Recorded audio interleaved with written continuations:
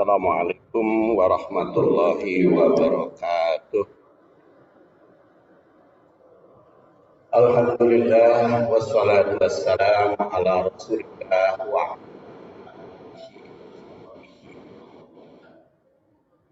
Ibu-ibu rahimakumullah, hari ini kita akan lanjutkan bahasan abasa.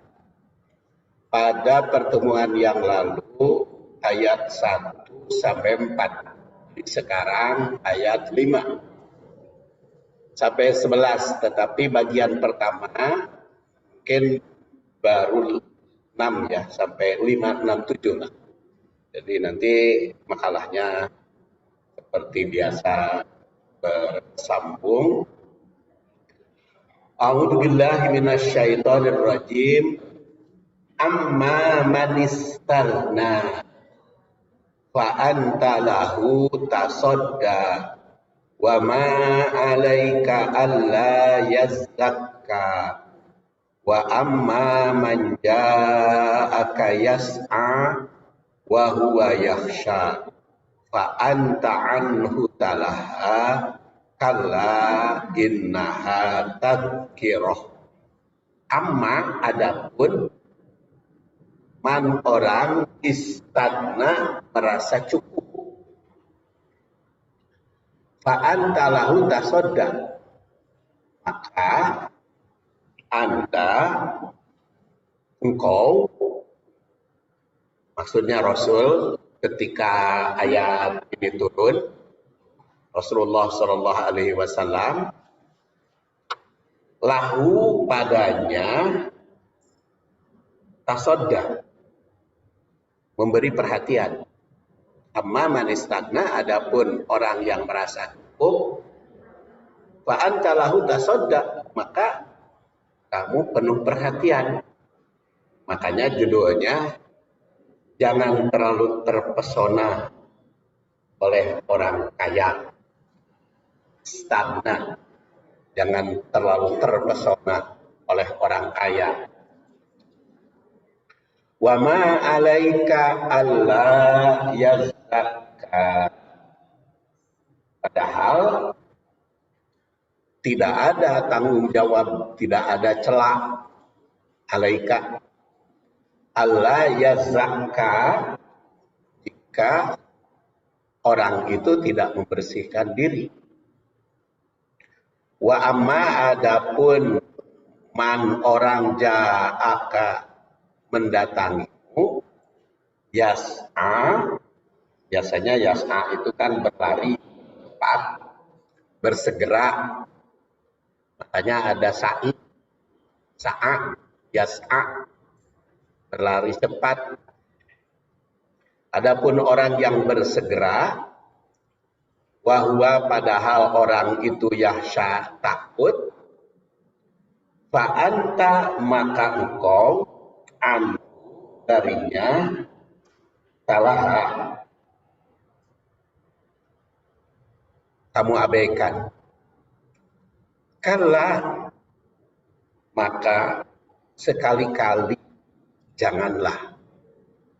Innaha sungguhnya ajaran itu tadkiroh sebagai peringatan. Itu surat Abasa ayat 5 sampai 11. Tapi yang dibahas pada makalah ini baru sampai wama 'alaika alla yazzakka, bersambung. Kita lihat terjemahnya. Adapun orang yang merasa dirinya serba cukup, pembesar Quraisy secara historis, karena kan ini berbicara pengalaman Rasul dengan pembesar Quraisy. Orang kaya, orang pembesar. Adapun orang-orang yang merasa dirinya serba cukup, para pembesar, maka engkau Muhammad memberi perhatian kepadanya. Padahal tidak ada celah atasmu kalau tidak menyucikan diri.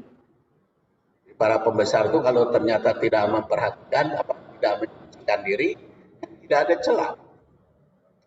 Adapun orang yang datang kepadamu dengan segera untuk mendapatkan pengajaran, seperti ketika ayat ini turun, bernama Abdullah bin Ummi Maktum, Ibnu Ummi Maktum. Ummi Maktum itu nama aslinya Atiqoh. Orang yang bersegera ingin mendapatkan pelajaran, sejasa, malah engkau abaikan. Sekali-kali jangan begitu. Sungguhnya ajaran Allah itu merupakan peringatan. Sekarang kita lihat tanasub atau kaitan ayat ini dengan ayat sebelumnya. Ayat sebelumnya abasa wa tawalla anja jika Allah sabta au yadzakaru fatanfa'u. Ayat pertama mengeritik Rasul yang memperhatikan pembesar dan kurang memperhatikan orang kecil. Jadi ayat pertama itu kan abasa ya. Jadi yang beliau kurang memperhatikan anak orang kecil seperti Abdullah bin Ummi Maktum. Ayat 5 dan 6 menandaskan mengapa lebih memperhatikan orang yang merasa cukup. Keterkaitannya antara lain sebagai manusia bisa saja akal itu lebih cenderung pada pembesar. Namun sebenarnya tidaklah demikian, karena terkadang yang kecil yang bagus deh. Kadang-kadang kan akal kita kalau yang datang itu pembesar kan penuh perhatian. Ya, komol lamun di toko gitu ya, wanita mah pakai bagus, pakaiannya langsung disebut. Atau pegawai bank biasanya itu pakai jas, dasi, datang langsung disebut ke teller teh, ini mah pakai kunyit, kudil diantep kadang sering itu terjadi demikian. Gitu pula kita ya sedang di rumah ketok sama kiraning tukang biasa diantep, lamun hebat, gagah, perkasa datang pakai mobil mewah, ketok dari sambut. Itu manusia tuh sering begitu. Padahal anu datang pakai keren teh, baju pakai mobil mewah segala macam, cuman nanya aja. Tuh sering terjadi dan itu dipraktekkan pada saat itu oleh Rasul dan langsung dikritik oleh Al-Qur'an. Yang bulan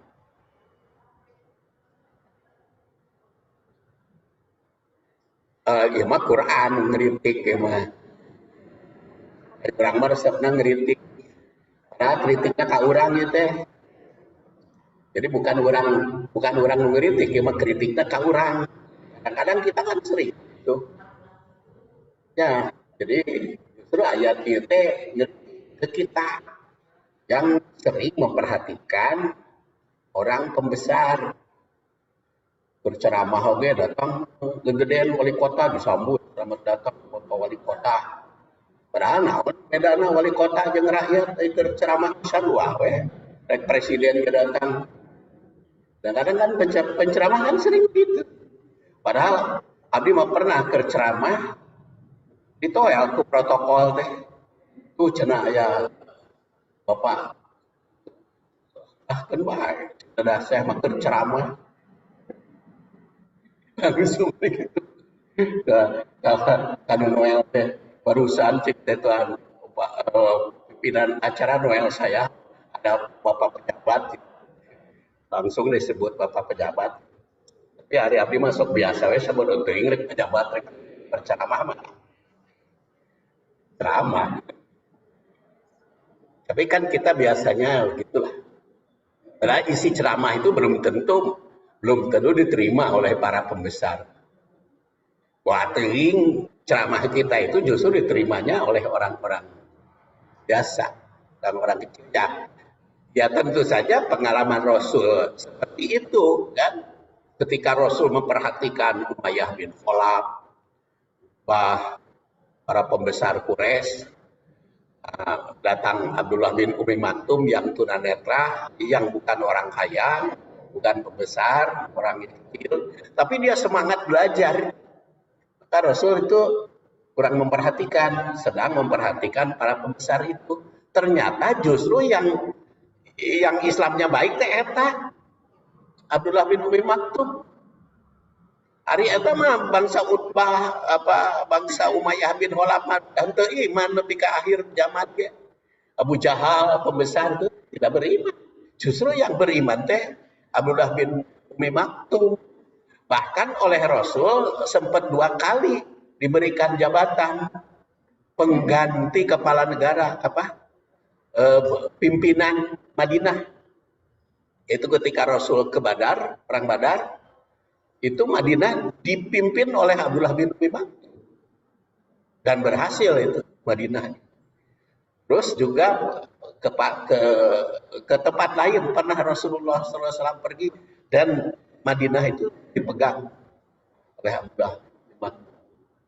Dan Abdullah bin Umi Maktum itu justru menjadi pembesar. Yaitu sampai jadi pimpinan Madinah. Madinah teh atuh harita mah ibu kota negara teh mah Islam. Kan ketika Rasulullah SAW masih hidup, ibu kota negaranya Madinah. Itu berlangsung sampai Utsman. Zaman Abu Bakar di Madinah, zaman Umar di Madinah, zaman Utsman di Madinah, baru zaman kemudian setelah dikubah pada zaman Muawiyah bin Abi Sufyan, kemudian dinasti Umayyah jatuh ke Abbasiyah, pindah ke Baghdad. Selama 500 tahun di Baghdad. Pusat kota Islam, kotanya. Itu sederajat dengan Abdullah bin Umi Maktum. Jadi kadang-kadang disangka gitu. Kaitan yang kedua, ayat 3 menandaskan bahwa orang kecil itu bisa saja memperbaiki dan menyucikan diri. Kan di ayat 3 dikatakan wa ma yudrika la'allahu yazakka. Orang kecil itu seperti Abdullah bin Maktum itu yang menyucikan diri. Nah, maka ayat 7 menandaskan bahwa jika orang besar tidak menyucikan diri, maka tidak akan mendatangkan kerugian. Ternyata anu didakwahi teh hare-hare tidak rugi. Kalau dakwah kita tidak diterima oleh orang besar, mau rugi. Buat tinggal kecil justru dakwah kita itu diterima, bermanfaat. Ya. Hanya kita jalan terus kalau dakwah teh. Kan hadirin asal kadang-kadang hadirin besar belum tentu berbobot isinya, ya. Kan kita senang pengajian teh besar gitu. Hadirin teh ratusan, ribuan, jauh-jauh gini. Karena belum tentu isi nama, buating isi nama nukia, nusa kia, nundi masjid kia, manggil pembesar dari luar belum tentu. Buating isi nama nurutin, anu berbobot kan bisa terjadi seperti itu, bisa terjadi. Karena kalau mengambil pembesar manu, bahkan biayanya juga besar. Hanya wahnya saja kadang-kadang. Sebab justru kalau kalau orang-orang sibuk mah kamu jangan sudah mempersiapkan teh. Ya, orang-orang sibuk itu untuk persiapan memberikan ceramah juga teka buru, udah kan itu kadieu ya. Jadi tidak aneh kalau para pembesar baik ceramah itu kesina teh kok eta keneh gitu. Itu teu aneh. Karena sibuk mah untuk tidak dipersiapkan diri. Itu sebagai hadirin. Kalau tadi sebagai ceramah terlalu memperhatikan besar, nah kadang-kadang hadirinnya juga terlalu memperhatikan yang besar, sehingga lebih semangat jauh yang mah justru lebih mendalam, kampungan dan kampungan sakampung itu mempersiapkan dari anu ngahancang kan. Jadi keterkaitannya bisa saja menyangka bahwa orang besar itu lebih bermanfaat dibanding bagi Rasul. Sebenarnya dengan tidak dengan mau orang besar ya sebetulnya tidak akan mendatangkan bagi Rasul. Jadi kalau pembesar tidak menerima itu tidak akan merugikan. 3. Ayat 4 menandaskan bahwa bisa saja orang lemah itu bersemangat. Di situ kan dikatakan au yadzakaru badan fa'ahu dzikra. Ayat 4 itu menandaskan jadi bermanfaat bagi dirinya dan umat. Ayat 8 menandaskan bahwa orang yang bersemangat mencari peringatan, yang hanya takut pada Allah di situ, wa huwa yakhsha, yang hanya takut pada Allah itulah yang pantas sebetulnya mendapat perhatian. Keterkaitannya bahwa Rasul sebagai manusia bisa saja tidak mengetahui. Pribadi-pribadi manusia bisa saja Rasul tidak tahu karena Rasul itu kan tahunya kalau mendapat wahyu. Jadi kalau tidak ada bimbingan wahyu tidak tahu Rasul juga. Jadi bukan berarti bahwa Rasul teh tahu segala hal, setiap hadirin teh pribadi-pribadi nah enggak. Eta mah anu tahu segala anu datang mah eta mah biasana dukun disangka-sangka atau ahli torekat itu maksudnya. Kalau Rasul mah tidak tahu tanpa bimbingan wahyu. Di keterkaitan bahwa Rasul itu sebagai manusia bisa saja tidak mengetahui manusia yang bersemangat hatinya mencari ilmu. Mana pula yang kurang semangat. Nah, pengetahuan Rasul hanya berdasar wahyu. Kemudian 3, 4, ayat 1 sampai 4 secara historis berkaitan dengan sikap Rasul terhadap yang tunanetra. Ayat 5 dan 6 berkaitan dengan sikap Rasul terhadap pembesar Quraisy. Keterkaitannya antara lain bahwa lapisan masyarakat yang didakwahi itu beraneka ragam. Yang kita dakwah itu beraneka ragam. Dakwah mesti berjalan, berlaku ke segala lapisan masyarakat. Itu berlangsung sampai akhir zaman.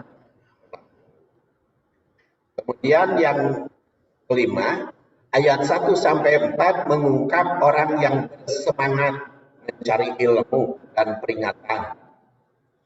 Sedangkan ayat 5 dan 6 mengungkap sifat orang yang kurang perhatian terhadap dakwah dan peringatan. Keterkaitannya pendidikan sikap, bagaimana perhatian dakwah terhadap orang yang lemah dan bagaimana pula terhadap orang yang kuat. Jadi kita itu harus jalan terus ya pada siapapun. Tarikh ayat dikemukakan oleh Ibnu Jarir At-Tabari yang lahir tahun 224, wafat 310 Hijriah. Ibnu Jarir Al-Tabari itu punya titel Syekhul Mufassirin, guru besarnya tafsir. Bahkan sering disebut Imamul Mufassirin. Kalau Imamul Muhaddisin mah Al-Bukhari, ya. Kalau Imamul Mufassirin itu At-Tabari. Dan Al-Bukhari lebih awal dari At-Tabari. Karena kalau Al-Bukhari mah kan lahirnya tahun 194, wafat 256. Kalau ini mah At-Tabari 224, wafat 310. Kata At-Tabari, secara historis ayat ini turun masih berkaitan dengan peristiwa Rasul SAW kedatangan Abdullah bin Saidah yang dikenal dengan Ibnu Ummi Maktum.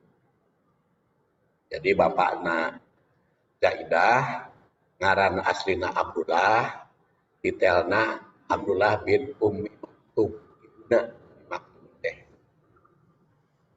Yang wafat tahun 14 Hijriah. Yaitu ketika perang Umar bin Khattab membebaskan orang Parsi dari dan Abdullah bin Ummi Maktum pengerek bendera. Bukan pengerek mah gitu. Pemegang bendera kemenangan dan Abdullah bin Ummi Maktum. Dan beliau wafat di situ waktu perang pembebasan Parsi. Pak Parsi teh Irak, terus apa namanya Rusia segala macam. Kalau Romawi, terus kan dulu mah dunia teh di bawah dua superpower. Ada daerah Romawi. Daerah Romawi berpusat di Konstantinopel. Aquarius itu berpusat di Turki, langsung ke sana ke barat sampai ke Amerika. Itu Romawi. Tapi kalau Parsi ke sebelah timurnya. Dan ketika Rasulullah SAW diutus, Arab eta teh di bawah kekuasaan dua. Jadi Mekah mah di bawah Parsi, kalau Madinah di bawah Romawi. Nah, Rasul ketika diutus hijrah dari Mekah ke Madinah, itu dari Parsi ke Romawi. Ketika Isra itu dari Masjidil Haram ke Masjidil Aqsa. Jadi Masjidil Haram itu di bawah kekuasaan Parsi, Masjidil Aqsa di bawah kekuasaan Romawi. Makanya ketika butuh Mekah, Rasul itu kan berikrar, alhamdulillah Mekah yang Parsi sudah dikuasai oleh Rasul, perwakilan Mekah. Madinah perwakilan Romawi. Makanya kata Rasulullah, akan kita taklukkan Romawi. Parsi, bahkan Konstantinopel. Itu kan oleh orang-orang Yahudi itu kan dicela. Dan itu terjadi. Parsi dikuasai zaman Umar bin Khattab dengan Abdullah bin Ummi Maktum. Sedangkan Romawi itu pada zaman Zaid Abu Ayyub Al-Ansari, Zaid bin Khalid, itu Konstantinopel. Tapi kebebasannya Parsi pada zaman Umar bin Khattab dan Konstantinopel pada zaman Abu Ayyub. Dan selanjutnya mah bebas napisan mah kabeh dieuna. Itulah sebagai cerita Roma dan Parsi. Jadi baheula oge dunia teh blok-blokan Bu. Ya, zaman zaman zaman Bung Karno kan ada blok barat, blok timur, ada Bandung, blok. Ayeuna kan blok-blok kan, ayeuna mah blok Amerika, ada blok Cina, ekonomi, blok Cina, blok Amerika, dulu mah Rusia. Hanya cerita tentang Al-Quran itu cerita dunia, cerita seluruh dunia. Kalau berbicara Quran pada masa silam, sampai sekarang juga sama. Dan kepada Rasulullah itu yang masuk Islam kan dari Romawi dan Parsi. Dari Romawi seperti besar, apalagi Pres sebagainya. Panjang cerita Romawi yang Parsi. Romawi itu didirikan 7 abad sebelum Masehi oleh 2 orang bersaudara, Romulus dan Romius. Bersaudara mendirikan mula-mula nama kampung jadi besar. Jadi besar pisan. Itu Romawi. Itu 7 abad sebelum Masehi. Ya, itulah sejarah Romawi, Parsi, dan sampai sekarang berebutan. Ya. Makanya Isra Mi'raj teh kudu nama menanamkan ruh perjuangan Isra Mi'raj teh, peringatan Isra Mi'raj teh. Makanya kenapa atau apa hikmahnya Rasul itu kok Isra-nya dari Masjidil Haram ke Masjidil Aqsa. Nah, ditinjau dari sejarah, memang itu dunia besar. Haram Masjidil Aqsa. Kedua, ayeuna mah pan disatukan oleh Islam antara Madinah dengan Mekah teh. Dulu mah beda pisan, budayanya ge beda. Kalau Madinah itu budayanya Romawi. Budaya. Sekarang kan disatukan zaman Rasul. Ya, Rasul pada saat itu sedang penuh perhatian kepada pembesar Quraisy. Makanya kan kalau dalam Quran itu ada pembesar Quraisy disebut kaum Umi, ya. Ada pembesar Romawi, itu yang sering disebut Ahlul Kitab. Kitab itu banyaknya Romawi. Kitab Yahudi dan Nasrani itu pengaruh Romawi. Kalau Quraisy itu pengaruh Parsi. Jadi, makanya ada Romawi, Parsi, ada Ahlul Kitab dan Umayyin. Dan Rasul itu termasuk Umayyin karena dari daerah itu, daerah Mekah, bukan daerah Romawi. Dan luhur-luhur nama pan antara putra Ibrahim ya, benar ge. Putra Ibrahim itu ayah Ishak, ada Ismail. Nah, Ismail mah kali itu keturunan Parsi. Kalau Ishak Romawi. Luhur nama. Jadi di luhur napisan mah hiji Ibrahim. Baik Romawi maupun Parsi. Jadi seperti Umayyah bin Khalaf itu besar Parsi pada saat itu yang di Mekah. Nah, ayat ini sebagai penjelasan bahwa pembesar Quraisy yang di Parsi, di pembesar Quraisy itu tidak lebih mulia dibanding Ibnu Ummi Maktum. Kecil. Ibnu Ummi Maktum ge sami orang Mekah. Setelah ayat ini turun, Rasul SAW memberikan perhatian penuh terhadap Ibnu Ummi Maktum. akhirnya Rasul itu perhatian. Jadi apapun yang dipelajari, apapun yang ditanyakan oleh Abdullah bin Umar itu pasti dikaji. Dan beliau diangkat sebagai muadzin Madinah sampai ke hijrah Madinah, jadi muadzin selain Bilal. Jadi ada muadzin itu ada Bilal, ada Ibnu Umi Maktum, ada Al-Mahroh, Ibnu Mahroh, muadzin. Tidak satu muadzin teh banyak. Cuman yang dikenal yang Bilal. Beliau juga diangkat sebagai muadzin Madinah dan menjadi pemimpin kota tersebut, mewakili Rasul ketika pergi.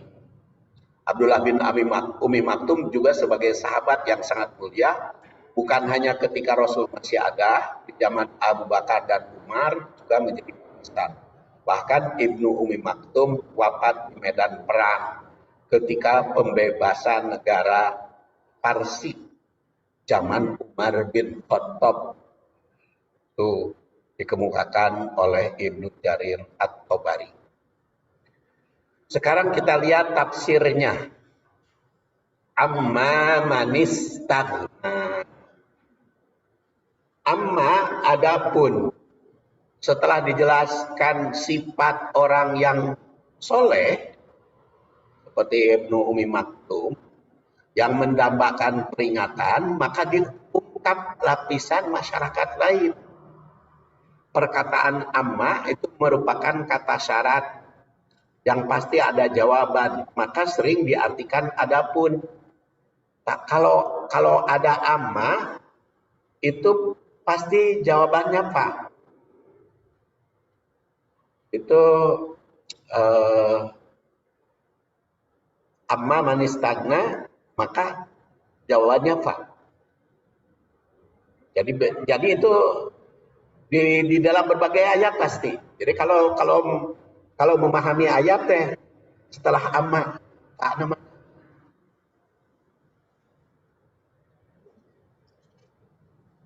wa amma man bahila ada Pak.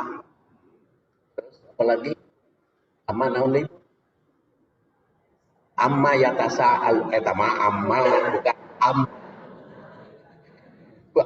amma, bukan amma, beda. Kalau amma mah dari ain an, dari an, ma amma ada. Jadi perkataan amma itu merupakan kata syarat yang pasti ada jawaban, maka sering diartikan.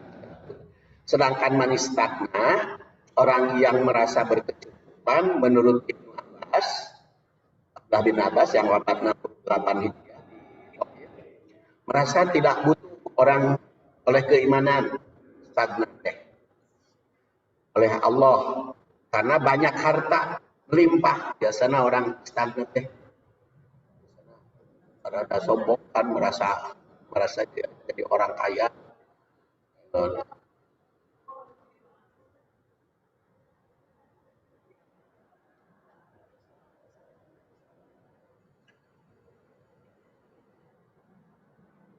Ya sebetulnya kita sama-sama saja, antara orang kaya, orang miskin sama aja. Jangan menghina orang miskin.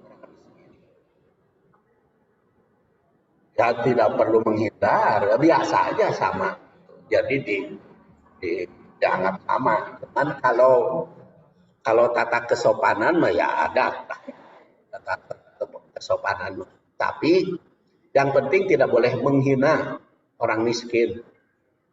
Jadi kepada orang kaya maupun orang miskin itu sama hormat. Jadi jangan dibedakan. Oh, ya mau orang kaya kita hormati, orang miskin tidak kita hormati. Tidak benar. Jadi pada dasarnya hormat kepada siapapun, baik kepada orang kaya maupun orang miskin, baik kepada pembesar maupun pengecil, dihormati. Yang penting itu. Jadi harus beda-beda justru kita itu hormat kepada siapapun, kan ihsan. Prinsip kita itu kan harus ihsan. Ihsan itu berbuat baik dan Berbuat baik itu dalam segala hal. Apa itu pengertian ihsan? Yaitu anta budallah ka'annaka taroh wa ilam takun taroh fa taroka. Ibadah kepada Allah seakan-akan melihatnya. Kalau kamu tidak melihat Allah, Allah melihatmu. Jadi kepada siapapun begitu, kepada orang tua. Berbuat baiklah kepada orang tua seakan-akan kamu melihat orang tua. Kalaupun orang tuanya tidak ada karena sudah meninggal, yakini orang tua melihat kita. Rasa terawasi. Ihsan kepada tetangga. Ihsan kepada tetangga juga berbuat baik kepada tetangga. Seakan-akan ada tetangga. Kalau tidak ada, seakan-akan dia melihat. Kepada orang tua juga begitu. Kepada tetangga begitu. Kepada saudara. Kepada Rasul juga. Ihsan kepada Rasul. Seakan-akan melihat Rasul. Kalau kita tidak melihat, yakin merasa dilihat oleh Rasul, maka diri sendiri itu merasa dilihat. Ibu juga kepada suami ihsan. Dia seakan-akan ada suami teh. Dimanapun sedang berada, kita merasa bahwa suami teh ngumpulin gitu. Milu. Jadi itu ihsan. Iya, makanya kita merasa ada aja. Saya juga ihsan kepada istri. Seakan-akan walaupun istri sedang tidak ada, merasa ada. Merasa diawasi, merasa. Jadi pada dasarnya kepada siapapun ihsan gitu. Jadi pengertian anta budallah ka'annaka taroh fa in taroh dimanapun berlaku di mana seperti itu. Jadi kadang-kadang kan kita seakan-akan al-ihsan anta budallah ka'annaka taroh ihsan kepada Allah saja, kepada siapapun sama.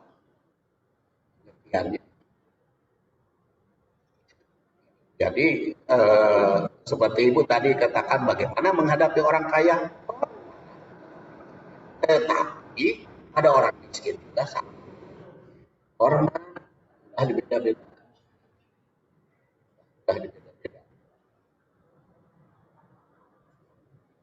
Jadi perkataan istagna asalnya gonia yagna ginaan.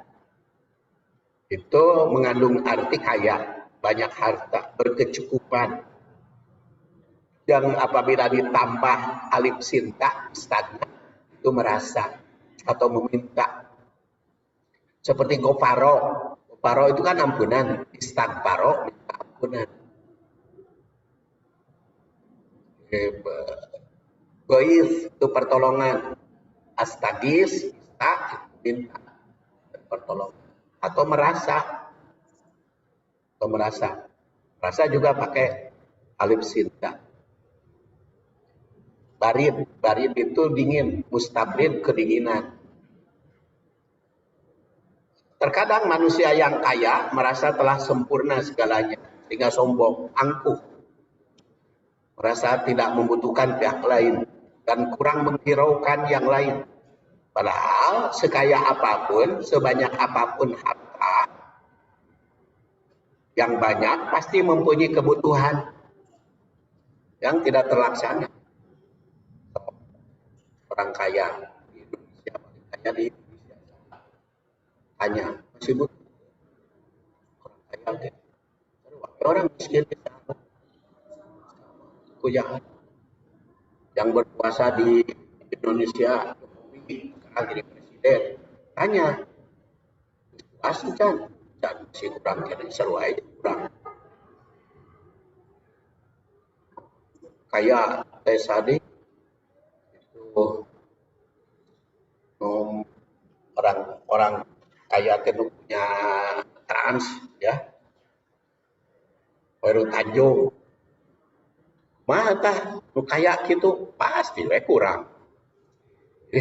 Kekayaan itu semakin banyak, kekayaan semakin kurang, semakin akan semakin kurang. Dan memang kebutuhan itu tidak pernah, bukan kebutuhan, kehayaan, keinginan ya, keinginan itu tidak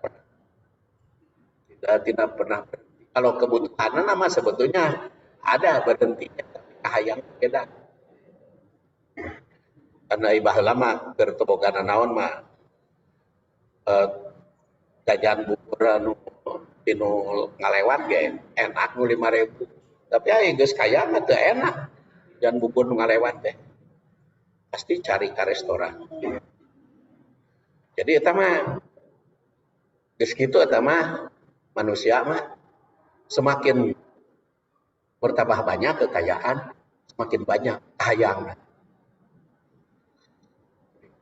Jadi kebutuhannya mah mungkin sudah terpenuhi, tapi ya keinginannya lebih, ya, keinginannya lebih. Jadi kalau Jokowi teh hayang bisa anaknya jadi wali kota, nantu, hayang jadi wakil presiden, macam itu ya memang manusia ya begitu kayaknya. Pun bisa mah jadi presiden ya, anaknya GKW. Megawati juga sama kan, dia jadi ketua umum. Akhirnya ada yang bicara ganti ketua umum ke yang kehulaan dan anak kurang dan jadi itu mah seperti SBY juga kan sama. Sudah jadi presiden 2 periode, anaknya yang jadi wakil. Begitu begitu itu dipakai keluar. Jadi kan cara itu kahayangnya beda apa makin meningkat. Makanya sekarang kan perebutan dari presidennya ada Anies, ada Prabowo, ada Ganjar, ayang KB. Jadi dalam ayat ini stagna ada pengertian tidak butuh hikmah, ada pengertian merasa pinter, ada pengertian banyak harta, ada pengertian macam-macam. Ya. Stagna. Fa'antalahu tasoddaka, kau memberi perhatian kepada yang tasoda. Makanya jawabnya fa di sini. Kan tadi amma manistagna, jawabannya fa. Adapun pada orang besar, orang kaya, maka kamu memberikan perhatian. Orang kaya pembesar serta sosial tinggi akan mendapat perhatian. Menurut Abu Hayyan, mereka adalah waktu ayat ini turun, Umayyah, Al-Walid, Utbah, Saibah yang mendapat perhatian dari Rasul sehingga memalingkan dari Ibnu Ummi Maktum. Secara sejarah ya. Peristiwa ini diabadikan dalam Al-Qur'an agar kita juga jadi perhatian supaya jangan sampai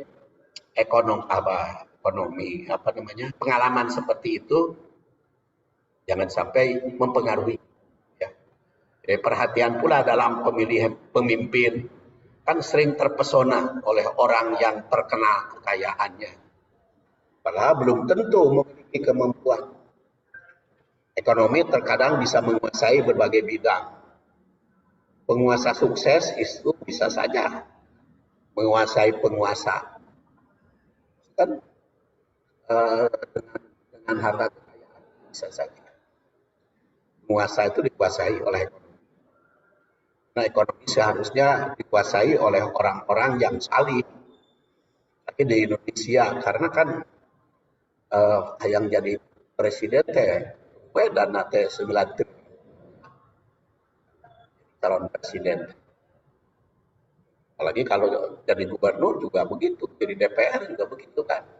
Yang gagal itu banyak pejabat itu bangkrut karena gagal, dan kalau berhasil memenuhi janji, beratnya janji.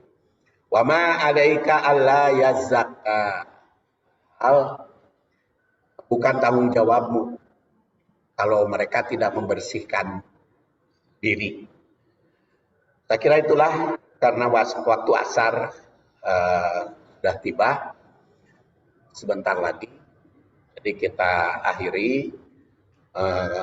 nanti ada 11 tanggung jawab Rasul itu sebagai balag, ya, sebagai penyampai. Jadi saya tutup sampai di sini. Insyaallah ketemu lagi. Subhanakallahumma wa bihamdik asyhadu an la ilaha illa anta astaghfiruka wa atubu ilaik. Assalamualaikum warahmatullahi wabarakatuh.